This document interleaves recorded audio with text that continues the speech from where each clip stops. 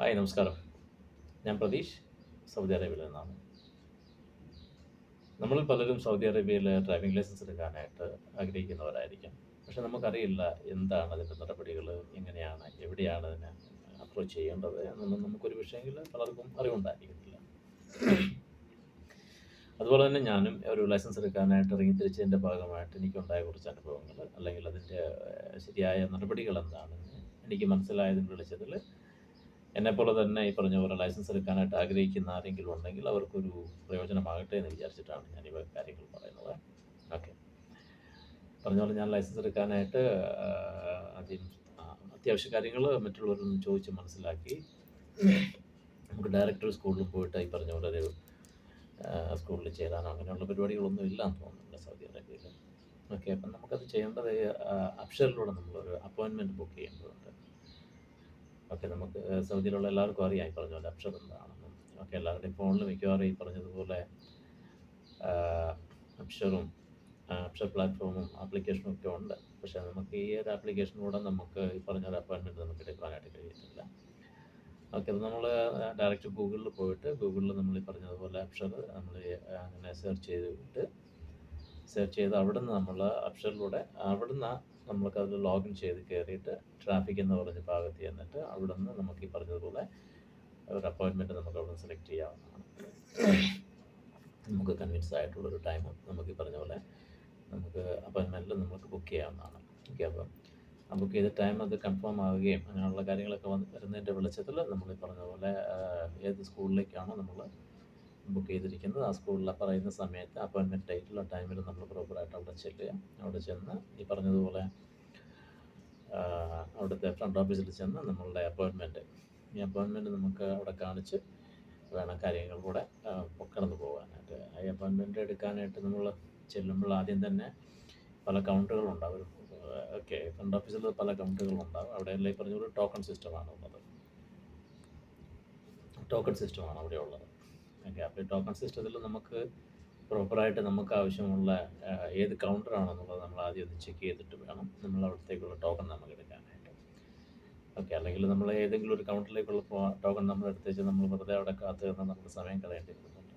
അപ്പോൾ ഈ പറഞ്ഞ പോലെ മിക്കവാറും നമ്മൾ പുതിയ ആൾക്കാരാകുമ്പോഴത്തേക്ക് ന്യൂ സ്റ്റുഡൻറ്റ് രജിസ്ട്രേഷൻ എന്ന് പറഞ്ഞിട്ടുള്ള കൗണ്ടർ ആയിരിക്കും. ആ കൗണ്ടറിൻ്റെ നമ്പർ എത്രയാണോ ആ നമ്പറിലേക്ക് ആവശ്യമായിട്ടുള്ള ടോക്കൺ എടുത്തിട്ട് നമ്മൾ വെയിറ്റ് ചെയ്യാനുള്ളതാണ്.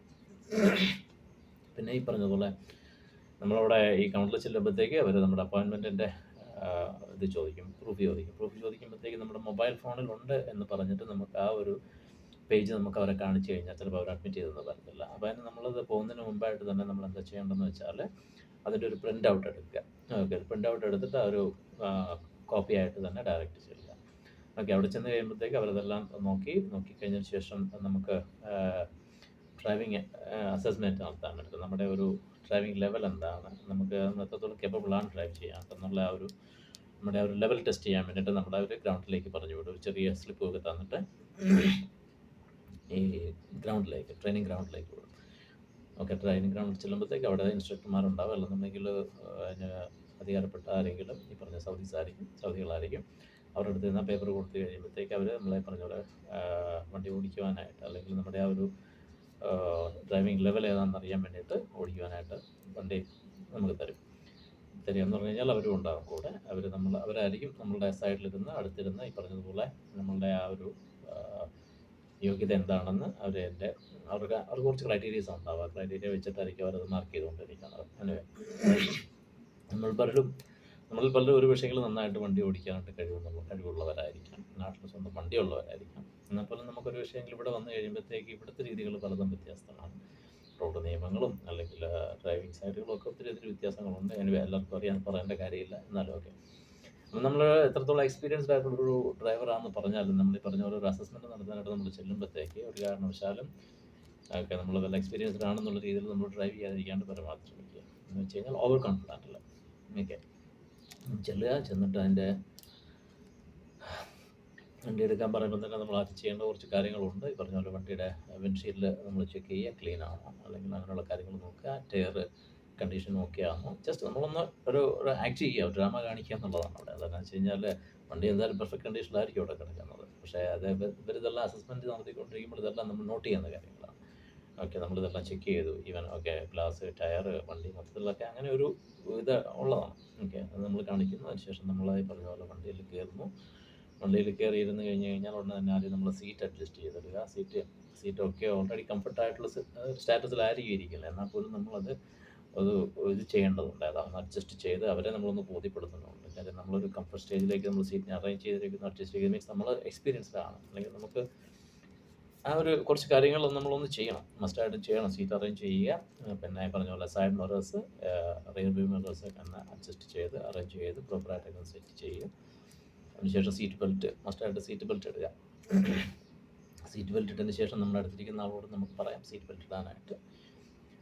ഓക്കെ, അത് ചിലപ്പം അവർ ഇടും, ചിലപ്പോൾ ഇടും, ചിലപ്പോൾ ഇടാതിരിക്കാം, എന്തും ആകട്ടെ. പക്ഷേ നമുക്കത് പറയുക എന്നുള്ളത് നമ്മുടെ ഒരു റെസ്പോൺസിബിലിറ്റി ആയിട്ട് നമ്മൾ ചെയ്യുക.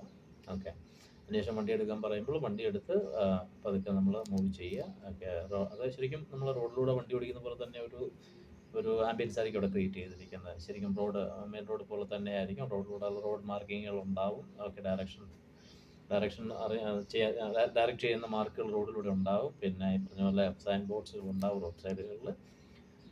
എല്ലാം ഉണ്ടാവും, സൈനുകളെല്ലാം ഉണ്ടാവും. ഇതെല്ലാം നമ്മൾ പ്രോപ്പറായിട്ട് തന്നെ ചെക്ക് ചെയ്ത് തന്നെ ഡ്രൈവ് ചെയ്യുക. ഇവർ ചിലപ്പോൾ നമ്മളെ ഫോഴ്സ് ചെയ്യായിരിക്കും, ഫാസ്റ്റായിട്ട് ഓടിച്ചു, അതാണ്. ഓക്കെ, ഈവൻ നമ്മളത് മൈൻഡ് ചെയ്യേണ്ട കാര്യമില്ല.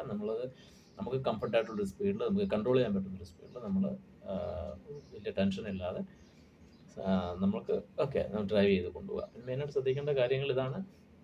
ഓടിക്കുന്ന കൂട്ടത്തിലാണെന്നുണ്ടെങ്കിലും ഡ്രൈവ് ചെയ്യുന്ന സമയത്ത് ഈ പറഞ്ഞ പോലെ സൈഡ് മിറേഴ്സിലും റിവ്യൂ മിററിലും ഒക്കെ ജസ്റ്റ് ചെക്ക് ചെയ്ത് വിടുക. പിന്നെ വളവുകൾ തിരിയുന്ന സമയങ്ങളിലൊക്കെ സ്പീഡ് കുറച്ച് ഇൻഡിക്കേറ്റേഴ്സ് ഇട്ട് തന്നെ തിരിയാൻ ശ്രമിക്കുക. അതിപ്പം മറ്റൊരു റോഡിലേക്ക് കയറണമെന്ന് നിർബന്ധമൊന്നുമില്ല. ഓടിക്കൊണ്ടിരിക്കുന്ന സെയിം റോഡിൽ തന്നെ നല്ലൊരു കർവ് ഉണ്ടെങ്കിൽ പോലും നമ്മൾ ഇൻഡിക്കേറ്റർ ഇട്ട് തന്നെ പരമാവധി തിരിയുക.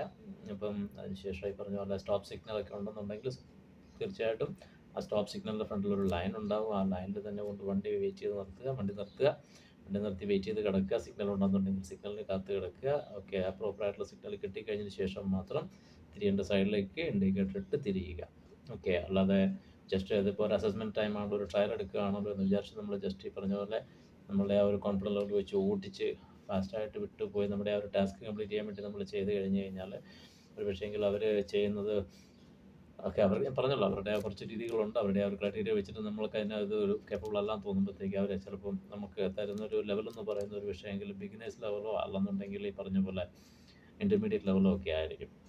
ഓക്കെ, എനിവേ, അപ്പോൾ നമുക്ക് എൻ്റെ ഒരു എക്സ്പീരിയൻസിൽ ഞാൻ പറഞ്ഞില്ല, ഞാൻ ഈ പറഞ്ഞ കുറച്ച് കാര്യങ്ങളൊക്കെ പ്രിപ്പയർ ചെയ്തിട്ട് പോയിരുന്നതുകൊണ്ട് ഞാൻ ഈ ഒരു രീതിയിലൊക്കെ തന്നെ അത് ഫോളോ ചെയ്തതുകൊണ്ട് എനിക്ക് പറഞ്ഞൊരു അഡ്വാൻസ് ലെവലിലാണ് അത് കിട്ടിയത്. അഡ്വാൻസ് ലെവലിൽ വന്നപ്പോൾ എനിക്കൊരു 690 റിയാൽ എനിക്കതിൻ്റെ ഒരു ഫീസായിട്ട് പേ ചെയ്യേണ്ടി വന്നിട്ടുണ്ട്. ഇതെല്ലാം നമ്മൾ പറഞ്ഞ പോലെ ഫീസ് ഓക്കെ 690 റിയാലിൻ്റെ ഒരു പാക്കേജാണ് എനിക്ക് കിട്ടിയത്. അപ്പോൾ ഞാൻ പറഞ്ഞത് വേറൊന്നുമല്ല, നമ്മളിപ്പോൾ കാര്യങ്ങൾ പ്രോപ്പറായിട്ട് ചെയ്യുകയാണെങ്കിൽ നമുക്കൊരു 690 റിയാലിൻ്റെ ഒരു വിഷയങ്ങൾ ഈ സൗദിയുടെ ഒരു ഡ്രൈവിംഗ് ലൈസൻസ് നമുക്ക് എടുക്കാൻ പറ്റുന്നതായിരിക്കും. ഓക്കെ, അതല്ലെന്നുണ്ടെന്നുണ്ടെങ്കിൽ കുറച്ചുകൂടെ നമ്മൾ ഈ പറഞ്ഞ കാര്യങ്ങൾക്കകത്ത് ശ്രദ്ധിക്കാതെ നമ്മൾ ചെയ്യുകയാണെങ്കിൽ ചിലപ്പോൾ ഈ പറഞ്ഞ പോലെ ഇൻ്റർമീഡിയറ്റ് ലെവലിലേക്ക് പോകുമ്പോൾ ഒരു 1500, 1600 റേഞ്ചിൽ അതിൻ്റെ ഫീസാവും. ഈ പറഞ്ഞ പോലെ ബിഗിനർ സ്റ്റേജിലേക്കാണെന്നുണ്ടെങ്കിൽ അതിൻ്റെ ഒരു ഡബിൾ റേഞ്ചിലേക്ക് പോകും.